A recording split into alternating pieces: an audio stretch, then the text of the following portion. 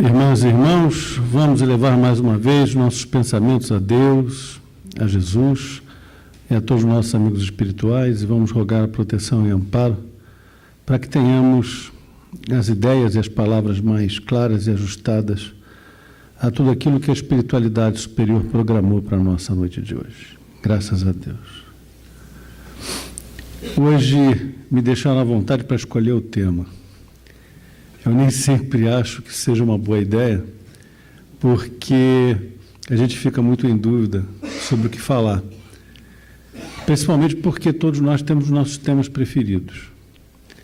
E, eventualmente, no momento em que nós estamos preparando uma conversa como essa que nós estamos tendo hoje, algumas coisas estão acontecendo nas nossas vidas e nos fazem refletir, ou então a gente está lendo alguma coisa que prende o nosso pensamento, fixa o nosso pensamento e nossas ideias em um determinado quadrante da doutrina.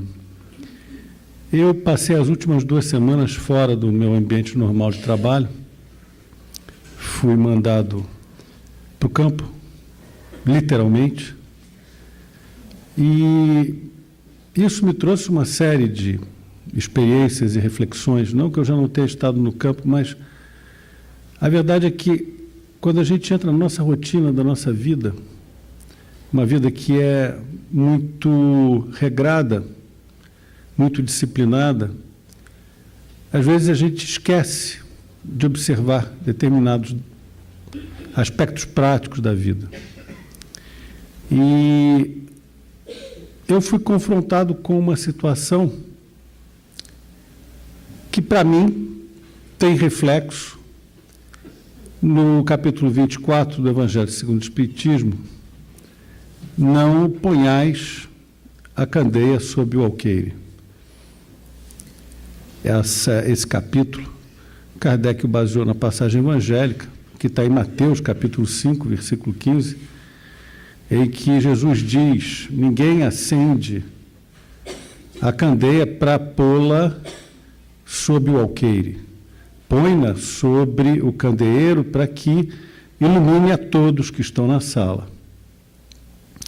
Isso significa, de uma forma geral, que o conhecimento não pode ficar oculto, que você não tem o direito de saber alguma coisa e não colocar essa coisa em prática e não apresentar essa coisa para as pessoas. Mas o complexo disso é que, diante de tantos quadros dolorosos,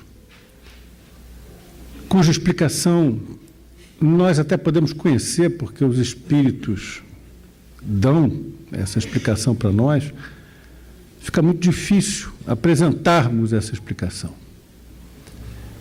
E eu estou dizendo isso porque, na lida, na obra, acabei conhecendo a tragédia diária de muitos irmãos nossos. Aquela tragédia que passa despercebida aos olhos das pessoas, aquela tragédia da pessoa que não tem família, ou daquele que, desempregado, luta desesperadamente para uma oportunidade de trabalho. Eu vou contar 3 histórias para nós refletirmos sobre como é que nós espíritas podemos nos comportar diante de uma situação dessa. Ou pelo menos a minha perplexidade em poder dar uma resposta à altura da dor e do sofrimento alheio. A primeira história, que eu considero das mais dolorosas, foi a revelação de um jovem, com uns 19, 20 anos de idade, que, trabalhando conosco, disse que morava sozinho numa pensão e dividia um quarto pequeno com um outro amigo que também estava ali na obra. E pensei, bom, é a história de tantas outras pessoas que saem de casa procurando condições melhores e se veem alijadas do convívio familiar ainda cedo, mas naturalmente fazem isso em busca de alguma coisa que as realize, as complete ou melhore a sua condição de vida. Só que ele completou: bom, estou fora de casa desde os 15 anos. Como assim? Se é que um dia eu tive casa, completou ele. Como assim? E aí vem a história. Ele era um órfão que estava numa instituição e um dia uma mulher foi àquela instituição e o adotou. Adotou com o seu marido. Durante mais de 10 anos, até que ele completasse 15 anos, ele teve um lar, ele teve uma família, coisa que ele não teve na origem. Viveu até os 4, 5 anos de idade num orfanato. Aos 15 anos, morreu-lhe a mãe. A mãe desencarnou.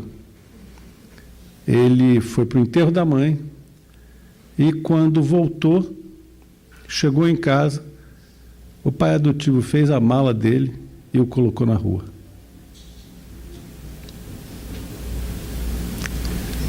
O mesmo choque que vocês estão sentindo, eu estou sentindo. 1000 cogitações. Que passa pela mente de uma pessoa que primeiro dá teto, dá amparo e depois desampara, desabriga. O que existe por trás desse teatro de horror para tamanha desinteligência entre dois espíritos? Mas vocês brigavam? Não, ele pouco falava comigo. Ele era agressivo contigo? Não, jamais. Ele teve algum tipo de desinteligência aberta contigo por ocasião da morte da tua mãe? Não. De alguma maneira ele considerou que a morte da tua mãe foi motivada por um ato seu, culposo, doloso? Não. Naturalmente que não falava com ele nesses termos. Então o quê? E o que eu digo para uma pessoa que fala isso? Fala isso numa conversa coloquial, num intervalo do trabalho, mas fala cheio de dor, cheio de sofrimento. O que eu digo? O que eu, como espírita, digo? Meu irmão, certamente entre vocês há algum tipo de débito do passado, algum conflito que vocês ainda não conseguiram resolver e que, infelizmente, o teu pai adotivo, ele não conseguiu respeitar, ele não conseguiu levar adiante. Essa é uma história. A outra história é do sujeito que está calçando uma bota que, obviamente, é menor do que o pé dele. Camarada, vai lá no almoxarifado, pega outra bota. Essa bota é menor do que o teu pé. Não, tá bom. Camarada, vai lá porque você vai se machucar, você não vai conseguir trabalhar. Pega outra bota porque ela é menor do que o teu pé. Não, tá bom, tá legal, não preciso não. Cara, vamos lá pegar outra bota, porque você não vai trabalhar com essa bota.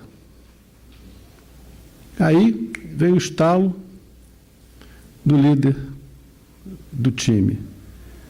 Vem cá, por que você está com essa bota? Porque a bota vai ficar para a gente, né? Vai, claro, a gente não vai pegar a bota de volta. É porque eu queria levar a bota para casa. Tá, mas ela não cabe no teu pé. Mas cabe no pé do meu filho.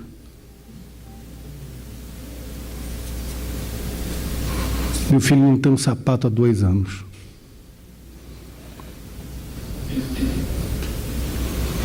O que vocês falam?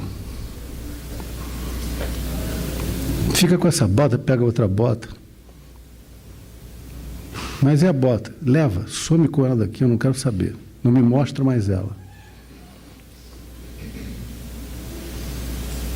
E aí?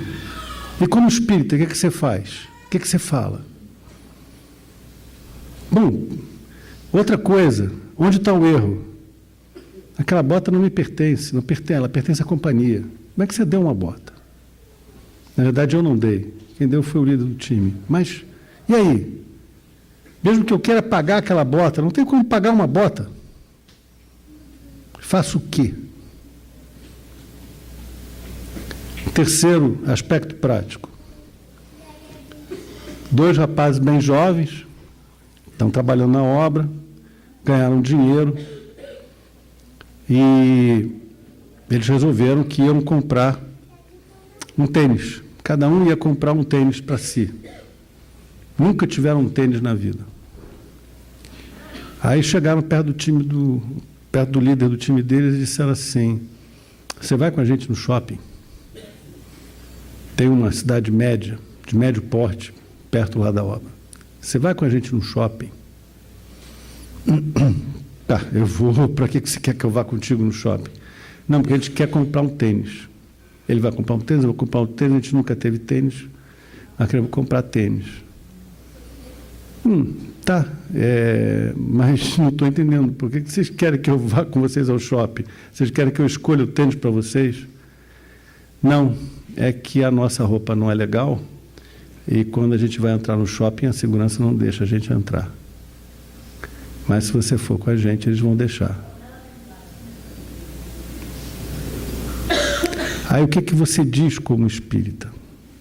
O que você fala como espírita?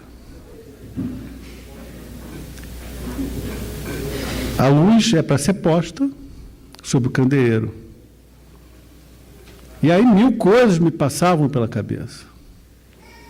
Me passava pela cabeça, como, por exemplo, é muito difícil levar a doutrina espírita para as penitenciárias.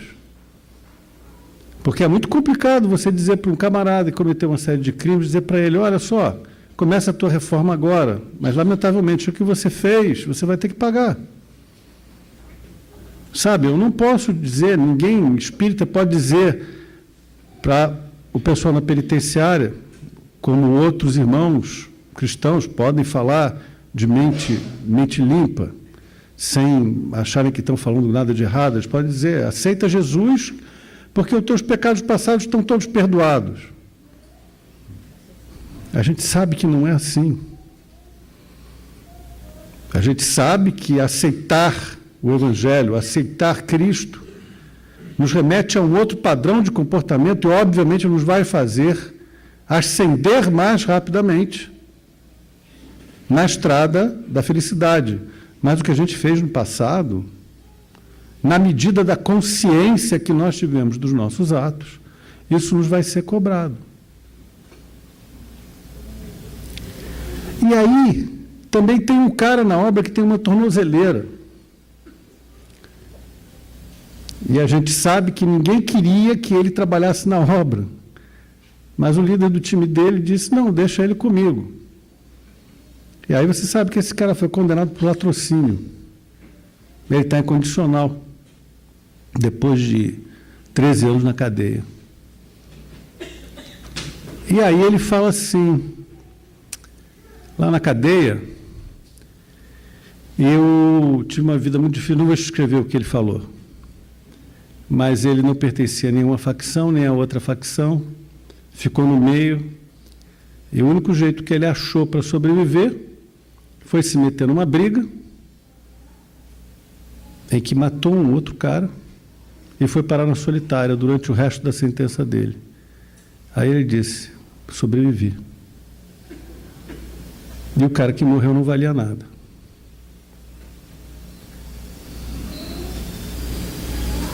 E aí? O que a gente fala como espírita para uma situação como essa? Gente, isso é a vida real. Isso é a vida real. E o que a gente fala para eles? Primeiro, o que a gente explica para si próprio? Bom, o fato da gente saber não significa que nós não tenhamos compaixão pelas outras pessoas. O fato de nós sabermos significa que a gente tem explicações. Mas essas explicações, às vezes, a gente não consegue dar para as pessoas. Como é que eu vou explicar para o menino largado na rua depois da morte da mãe adotiva aos 15 anos que aquilo é um problema que provavelmente vem de um passado conflituoso entre ele e o pai, e que é possível, até eu não estou afirmando isso, eu não vi nada, eu estou só especulando, mas que é possível até que em uma vida anterior quem tenha colocado o outro na rua tenha sido ele. E que o pai, infelizmente, nesse momento não soube atender aos imperativos do reajustamento e devolveu na mesma moeda aquilo que recebeu no passado. Estou especulando. E como é que eu falo para aquela pessoa? Estou especulando contigo. A única coisa que eu consegui dizer para ele é: olha, Deus tem caminhos misteriosos. Quando a gente acha que tem uma grande desgraça, na verdade aquilo é um grande bem. Na verdade, quando nós achamos que Deus está nos punindo, Deus está nos dando uma oportunidade. Você não sabe o que seria a sua vida ao lado dele. Você não sabe o que se passaria ainda entre vocês. Talvez uma coisa muito pior viesse a acontecer. Dessa forma, você pode dizer, você saiu inocente dessa relação. Sem culpa. Você saiu com a tua alma limpa. O débito é agora dele com Deus. Não fica com raiva dele, porque certamente ele vai ter uma conta bastante dura para ajustar com Deus, com a economia divina. Não vou falar economia divina, falar com Deus, sempre fala com... Vocês acham que ele ficou satisfeito com essa resposta? Não, ele não ficou satisfeito. Mas até ele disse assim, bom, Deus sabe, né? Eu disse, Deus sabe. O que fala para o outro camarada que é um condenado? Bom, antes de mais nada, ele foi parar na cadeia por um latrocínio. A gente pode dizer assim, bom, o cara matou para roubar, ou matou durante um roubo. Mas roubou para quê? Bom, não sei, não entrei nesse mérito. Mas a vida que ele teve na cadeia foi infernal. E aí ele estava lá, trabalhando, e trabalhando muito. O que aquele cara fazia com o roçado, posso garantir aos senhores, nenhum de nós aqui, nem os mais jovens, mais sarados de academia faziam. Eram pelo menos 5 horas contínuas. Era o tipo do cara que a gente mandava para o pior lugar, com o trabalho mais pesado, e ele fazia calado o tempo todo. E eu não vou dizer quanto é que ele ganhava para fazer isso. Porque eles vão dizer assim para mim, eu pagava para não fazer. E aí? E aí o que eu digo para ele? Olha, você é um criminoso. Você vai ter agora encarnações aí à tua frente em que você vai ter que resgatar todas as tuas decisões ruins, todas as tuas decisões mal pensadas.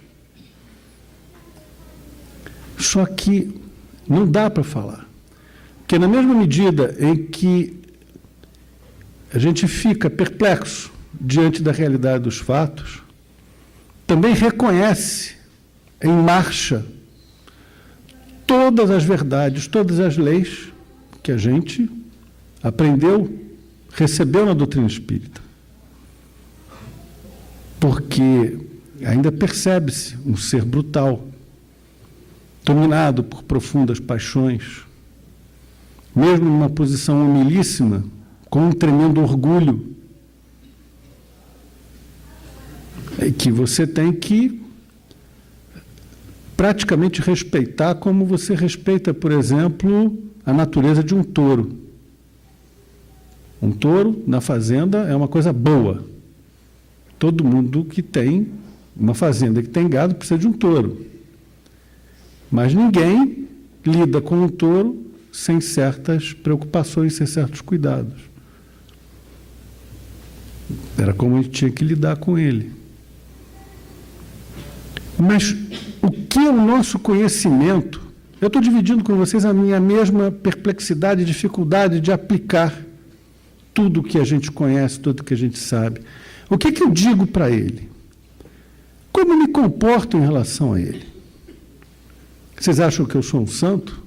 Obviamente que não sou. Aliás, vocês sabem, a doutrina nos dá isso com clareza. Não é porque eu estou aqui conversando com vocês, estou aqui na frente, que eu me tornei alguém que é a palmatória do mundo. Pelo contrário, tenho as mesmas dificuldades que vocês, se não maiores. E, obviamente, eu andava naquele canteiro. Como é que eu andava? Eu tinha um cajado que me ajudava a me equilibrar, porque, afinal, aquilo lá era um negócio meio um brejo, etc, etc. Mas aquilo era um cajado e também era um porrete. Vocês acham que eu não ia me defender? Se acontecesse alguma coisa, com certeza eu iria me defender. Posso garantir a vocês. Mas, obviamente, aquela não era a minha principal preocupação.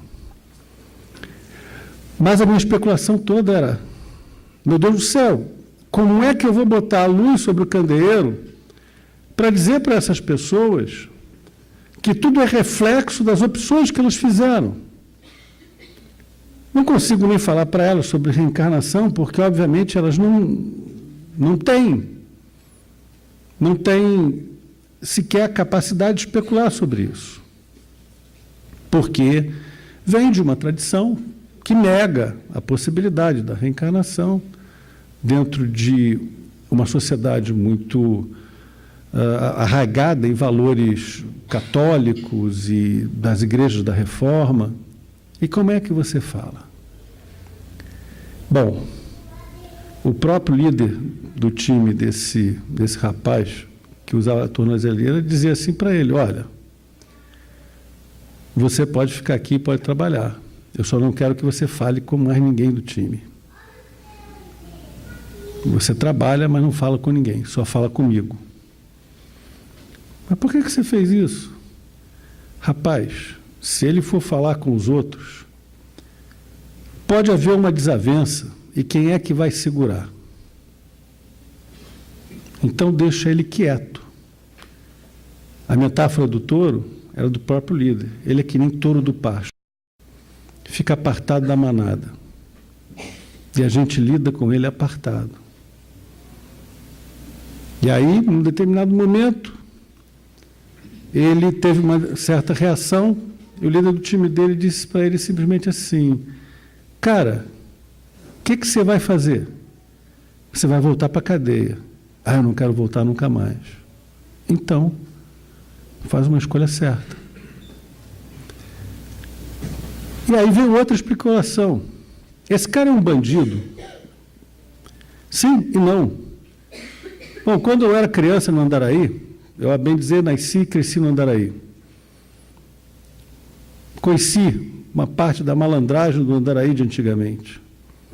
E uma coisa que eu aprendi é que bandido não gosta de trabalhar. Aquele cara trabalhava por 10. Um trabalho pesado. E naquela sabedoria lá da malandragem do Andaraí, eu olhava e dizia assim: esse cara é bandido? Ele esteve bandido? E o que eu posso fazer para mudar a visão de mundo dele? E aí eu vou para o Evangelho segundo o Espiritismo e leio que Jesus, ele próprio, falava para as pessoas por parábolas. E ele dizia que a profecia de Isaías se concretizava naquelas pessoas, porque ouvindo não escutavam, olhando não viam. E ele revelava as coisas aos mais íntimos, aos apóstolos, porque esses já podiam entender alguma coisa. Mas Kardec completa que, mesmo para esses, Jesus não explicava tudo. E os espíritos, atualmente, eles nos dizem, mesmo para vocês, para nós ainda não dizemos tudo, porque se nós apresentássemos a luz em toda a expressão para vocês, vocês ficariam cegos. E isso não iria adiantar de nada, porque todo o pouco avanço que vocês já tivessem feito, vocês iriam perder. ofuscados pela luz, não iriam compreender.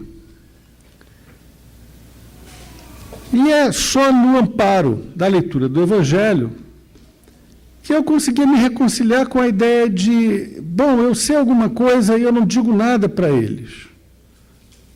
Por que eu não posso dizer alguma coisa? Porque eu não consigo dizer alguma coisa. Talvez os irmãos, as irmãs já tenham estado numa situação assim e dito para si próprios, mas o que é que eu vou fazer aqui? O que é que nessa situação dolorosa, eu que sei, eu que conheço, entre aspas, já me apresentaram alguns dos mecanismos do universo, porque eu não posso, eu não consigo mitigar essa dor. Porque a gente também tem que ter a prudência de não afrontar as pessoas com noções que elas ainda não podem compreender. E aí eu vinha para cá pensando sobre isso e pensando sobre como eu poderia exemplificar para os irmãos uma situação dessas. Aí eu me lembrei de uma história que um conhecido meu me contou. Esse camarada, ele trabalhava no Ministério das Relações Exteriores e durante um tempo ele foi não sei bem o que ele cuidava dos assuntos comerciais de uma embaixada do Brasil num país africano. E era um país africano que estava no meio de uma daquelas guerras étnicas. E ele tinha um copeiro que trabalhava com ele, um sujeito muito agradável, muito legal, de vez em quando também desempenhava as funções de motorista. E um dia esse copeiro sumiu. Quer dizer, ele foi no supermercado e não voltava. Até que o cara apareceu. Aí ele disse para o camarada, mas, ô fulano, vamos dizer que o fulano lá se chamasse Zé. Mas Zé, como é que você sumiu? Demorou tanto tempo, você foi no supermercado e não voltava mais. Aí o Zé disse, o senhor não sabe o que aconteceu. Eu estava lá no supermercado fazendo compras, quando descobriram um membro do outro grupo, da outra etnia. Eram duas etnias que lutavam. Então, vamos chamar a etnia A e a etnia B. O Zé pertencia à etnia B. Descobriram dentro do supermercado um cara da etnia A. Aí o meu amigo disse, sim, e o que aconteceu? Não, quando descobriram que ele era da etnia A, fecharam a porta do supermercado. E a gente começou a correr atrás dele. Começamos a correr atrás dele no supermercado, foi aquele alvoroço todo, mas a gente pegou o cara. Pegaram o cara, o que vocês fizeram com o cara? Bom, eu não consegui fazer nada, mas acho que aquele cara está morto.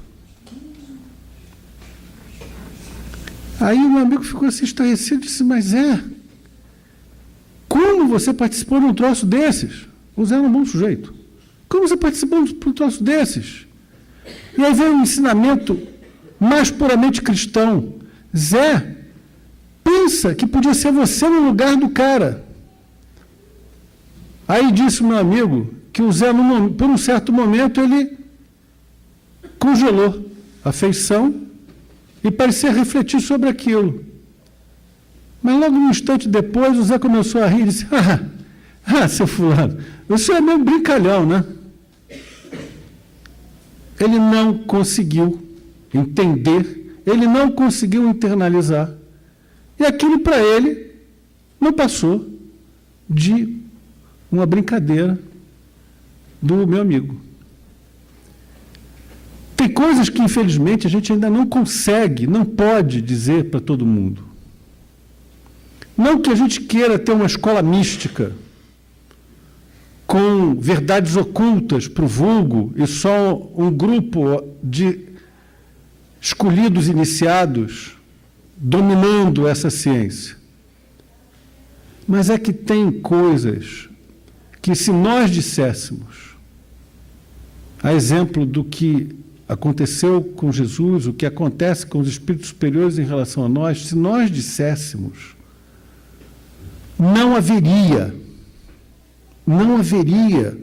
como influir, modificar, alterar o comportamento das pessoas e poderia até gerar uma reação contrária. Então, como é que a gente age? Como os Espíritos nos dizem, haja pelo exemplo. E qual é o exemplo possível? O exemplo da boa vontade, da caridade, do conselho na medida certa e necessária para aquela pessoa, sem afrontar suas crenças, as suas convicções, sem gerar um desconforto espiritual para essas pessoas, que não vai acelerar o progresso delas, mas vai lançá-las numa perplexidade ou num sentimento de total negação. É passar pelas pessoas e dar bom dia, que Deus te dê um ótimo dia de trabalho, que Deus abençoe o teu dia, fica com Deus, vai com Deus. A ideia de Deus lançada, Deus zelando por todas as coisas, zelando por todos nós, Deus com um fim para tudo ou para todas as pessoas.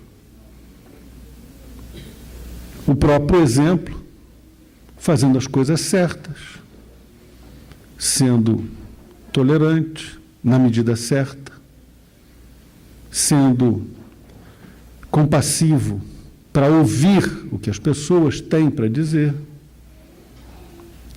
e até mesmo reconhecendo, na maneira como elas agem, algum tipo de justiça, caminho correto, escolha prudente, estimulando-as a progredirem naquela senda, daquela forma. Pensando sobre todas essas coisas, eu também pensei sobre a difusão do Espiritismo. Como é que o Espiritismo ele pode se difundir? Porque, naturalmente, nós não queremos essa verdade, ou todas essas verdades guardadas somente conosco. Agora, impor a uma sociedade que não está pronta para receber todo tipo de revelação na sua plenitude, um pensamento, e isso vai resultar num efeito contrário. Vai resultar numa reação que vai na direção oposta àquela que nós queremos, ou no sentido oposto àquele que nós queremos. Mas nós precisamos ir à sociedade dar o nosso exemplo. O exemplo de conduta que faça com que as pessoas perguntem: qual é a tua religião? Você tem religião? Você fala tanto em Deus, você tem religião? Sim, tenho religião. Qual é a tua religião? Eu sou espírita. E isso é a porta para que a outra pessoa possa se interessar, para saber o que há no Espiritismo de tão especial que faz de vocês pessoas que merecem atenção ou até admiração. Consuma-se no nosso exemplo a máxima de Jesus, que manda colocar a candeia sobre o candeeiro. São as nossas atitudes cotidianas, o nosso comportamento nas ruas, nos mercados, nos bancos, nos hospitais, nas escolas, nas repartições, nos nossos empregos. É o nosso comportamento que ilumina a todos que estão na sala. Não é a nossa capacidade de, num determinado momento, dizer alguma coisa que vai fazer diferença. O que vai fazer diferença é como nós nos conduzimos e o tipo de mensagem que a pessoa que necessita vai receber a partir do teu comportamento, da tua ação. O que ele vai receber, como ele vai responder. A gente percebe isso até com mais clareza nos animais. Tinha uma bióloga veterinária lá com a gente. Tinha um bicho, não importa qual, um bicho, ele teve lá um acidente, ela teve que socorrer, etc, etc, etc. Meus irmãos, aquele bicho, ele não saía mais de perto da veterinária. Ele não saía mais de perto, ele procurava a veterinária, aonde ela estivesse. E olha que parte do tratamento que ela aplicou demandou prender, segurar o animal, mas o animal, ele percebeu, isso está no Livro dos Espíritos, o princípio inteligente que habita nos animais, ele tem a mesma origem do nosso princípio inteligente. Bom, aí já é uma outra conversa.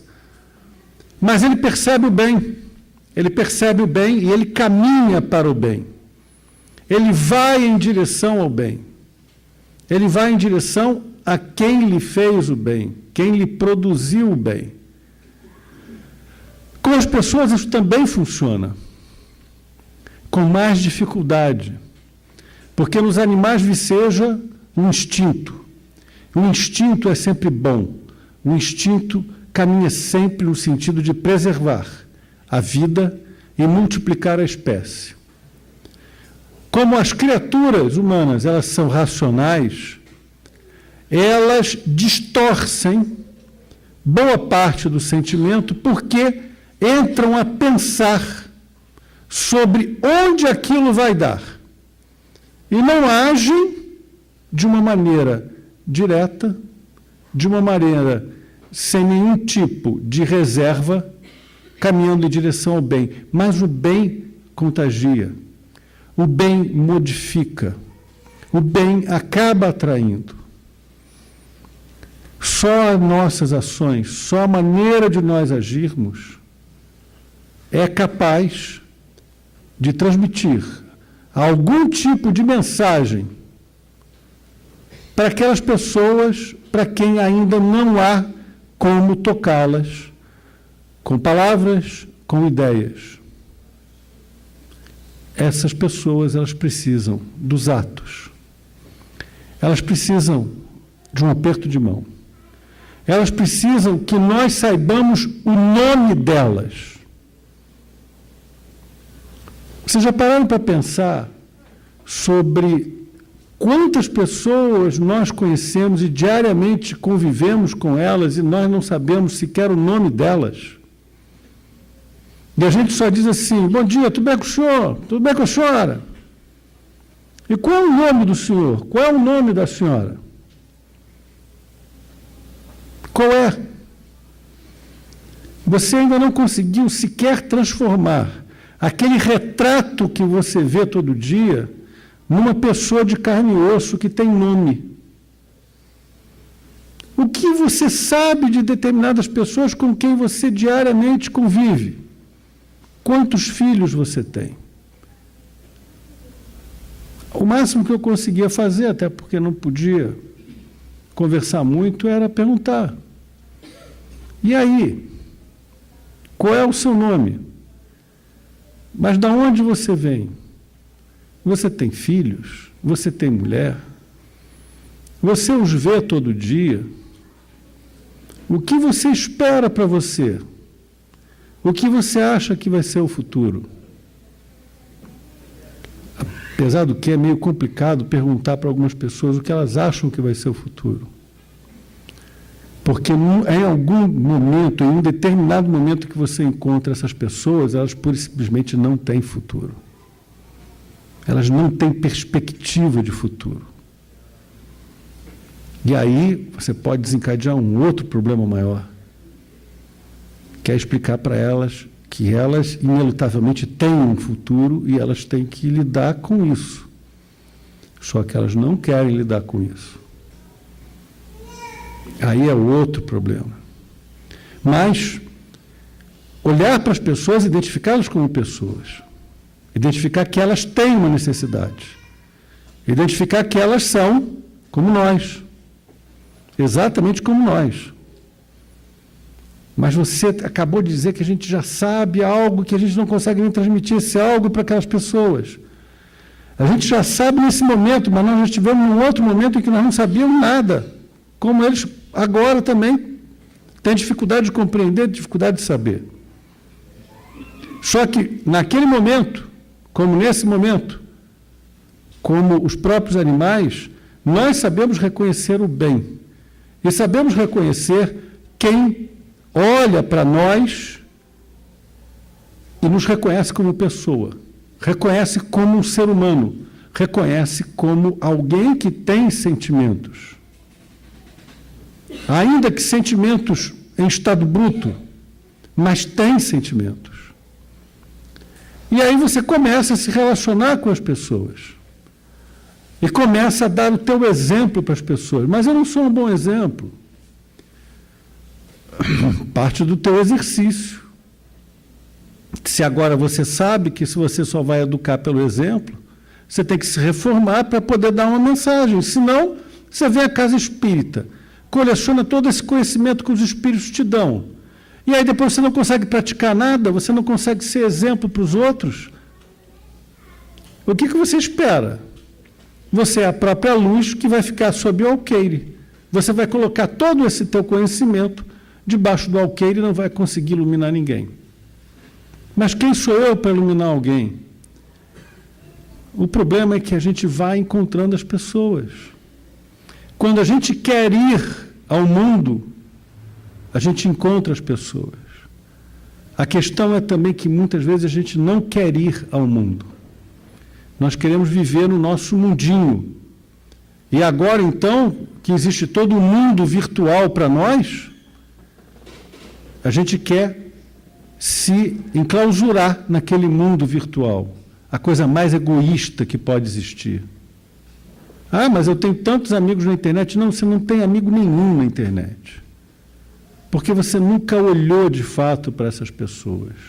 Eles são só uma mensagem de 140 palavras no Twitter, ou um Facebook que é fake, e você botando fotos de coisas que você nunca fez, para dizer que é muito feliz. O que é isso? Que exemplo é esse? Jesus, ele apresentava para a sociedade uma imagem, uma figura do que ele não era.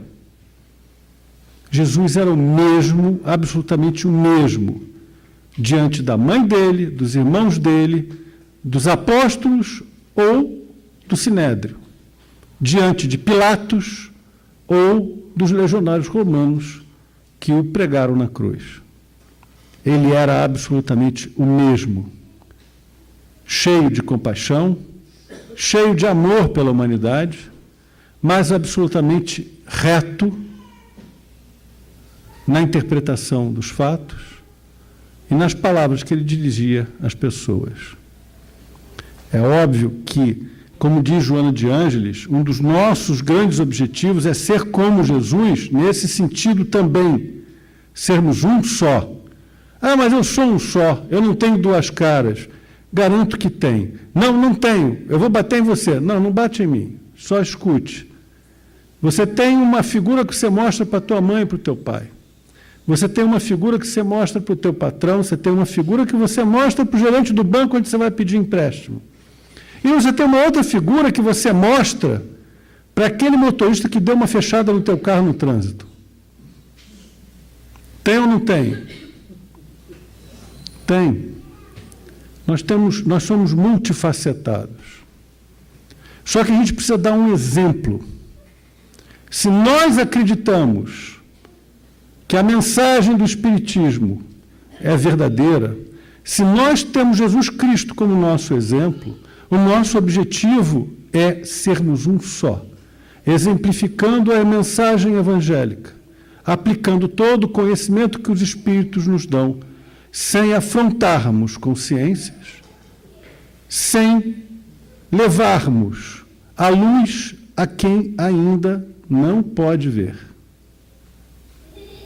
Levamos o exemplo. Se não pode ver a luz, pode escutar o som. Se não pode escutar o som da palavra, porque não entende o sentido da palavra, pode escutar o som do teu coração num abraço, ou o pulsar do teu sangue num aperto de mão. Que seja um aperto de mão, em que você segure outro ser humano e transmita para o outro ser humano o calor de um aperto de mão. verdadeiro, não pura e simplesmente uma necessidade social. Que você aperte a mão daquele que acha que não poderia apertar a tua mão. Que você aperte a mão também daquele que acha que não deveria ter dado a mão para você apertar. E que teu exemplo sirva para que todos aqueles que ainda não podem receber a palavra, recebam o amor e recebam o teu exemplo. E pelo amor que eles recebam, pelo exemplo que você possa dar, eles, de alguma maneira, ou entendam e aceitem a própria dor, aceitem no bom sentido de superar a própria dor, ou ainda mais, modifiquem o seu proceder, sua forma de agir. Meus irmãos, eu dividi com vocês essa noite a minha perplexidade em como me comportar diante de fatos que fogem completamente aquilo que é a minha rotina. Não que eu já não tivesse experimentado isso no passado, mas o problema é que tudo aquilo que não é do nosso mundinho, da nossa rotina, ele sai com uma facilidade muito grande do nosso campo de preocupação e de visão. E aí, de vez em quando, somos confrontados com a dura realidade da evolução e pensamos sobre o que eu estou fazendo nesse mundo, o que eu sei e posso dividir com os outros. E até a conclusão do o que eu sei, nesse momento não dá para dividir, mas eu posso dar o exemplo. E eu posso dar sempre o carinho, o amor. Não significa que a gente vai ficar abraçando todo mundo, dando beijinho em todo mundo, até porque isso não dá certo. Em determinado momento isso é falso. Mas todo gesto de compaixão começa por reconhecer o outro ser humano. Reconhecer alguém que tem nome, tem sobrenome, teve mãe, teve pai, de uma forma ou de outra. Reconhecer alguém que é como você. E aí começa a se estabelecer uma relação em que também essa outra pessoa pode olhar para você e identificar um exemplo que ela queira seguir. Essa é a conversa, a reflexão. Percebem que é muito mais um papo do que qualquer outra coisa. Um papo que só eu falei, aparentemente, mas pelo menos alguns levantaram a voz do pensamento enquanto a gente conversava. E talvez dessa conversa brote um interesse maior sobre tudo isso que foi falado aqui. Vão começar encontrando isso no capítulo 24 do Evangelho segundo o Espiritismo, não ponhais a luz sobre o alqueire. Leiam, reflitam sobre tudo isso, reflitam sobre o momento pelo qual o mundo atravessa, reflitam sobre as vossas relações com as outras pessoas, as vossas relações com o mundo, e reflitam sobre o que Deus espera de nós. Essa é a pergunta final, sem resposta. Mas a pergunta final para vocês. Hoje não tem uma conclusão. Hoje eu tenho uma pergunta para vocês. O que Deus espera de nós? O que Deus espera de nós é a pergunta a ser respondida. Tentem responder a pergunta. Se vocês chegarem a uma resposta boa, me digam. Mas pensem sobre isso. O que Deus espera de nós? Graças a Deus, graças a Jesus e a todos os nossos amigos espirituais.